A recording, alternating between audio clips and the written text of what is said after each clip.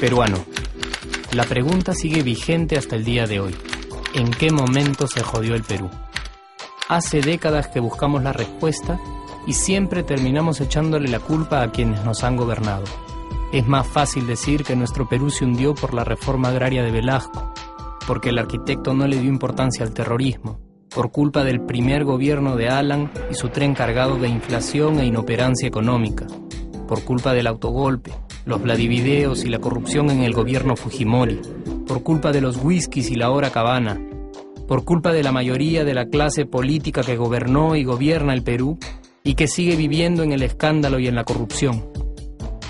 Pero por más que querramos deslindar nuestra responsabilidad por la crisis social que asfixia al Perú, compartimos demasiados hábitos que nos hacen muy parecidos a quienes culpamos y criticamos, porque aún creemos que la criollada se tiene que celebrar como si fuera parte del orgullo nacional.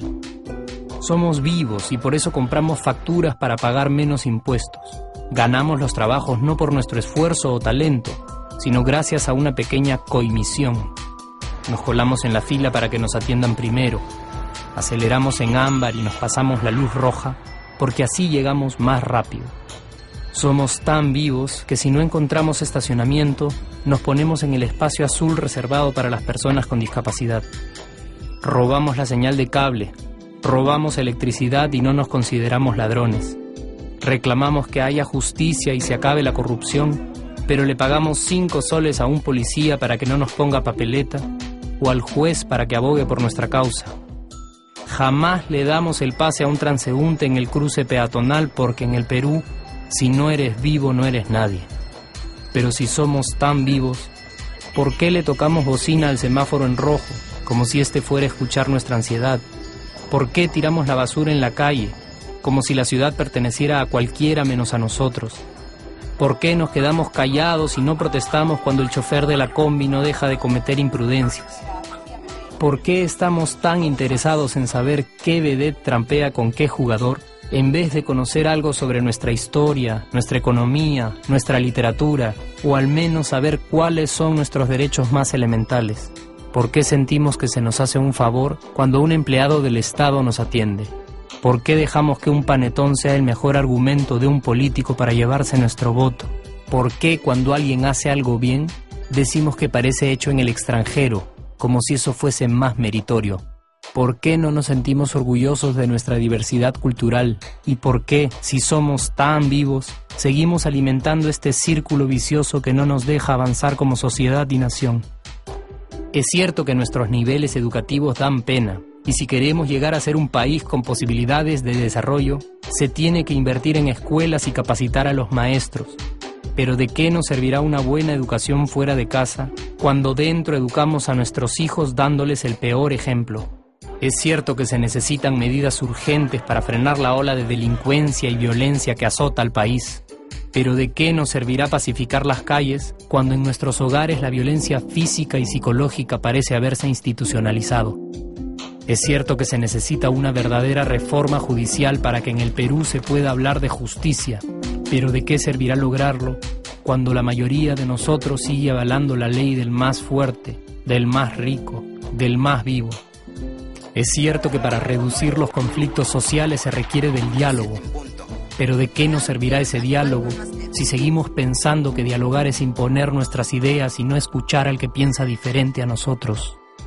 Es cierto que necesitamos mejores leyes de inclusión social y muchísimos más proyectos de integración, pero ¿de qué nos servirán estas leyes y proyectos si hasta el día de hoy la publicidad peruana define nuestros estratos socioeconómicos por el color de la piel y a nadie le parece raro?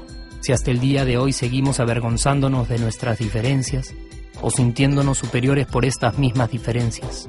Es cierto, es mucho más fácil echarle la culpa de absolutamente todo a nuestros gobernantes, pero la realidad es que el Perú se hunde en exacta proporción a esa viveza que alimentamos todos día tras día. Sí, somos nosotros la materia prima con la que se hace este país, y si no corregimos nuestros hábitos, Si nuestra materia prima sigue adulterada, cualquier producto que hagamos también saldrá adulterado. Y por más logros que obtengamos en nuestra economía, en los deportes, en las artes, en nuestra cocina, por más orgullosos que nos sintamos de nuestros representantes, de nuestra historia, de nuestras maravillas o de nuestra creatividad, si no cambiamos estos hábitos, seguiremos preguntándonos ¿en qué momento se jodió el Perú? Yo ya estoy harto de esa pregunta.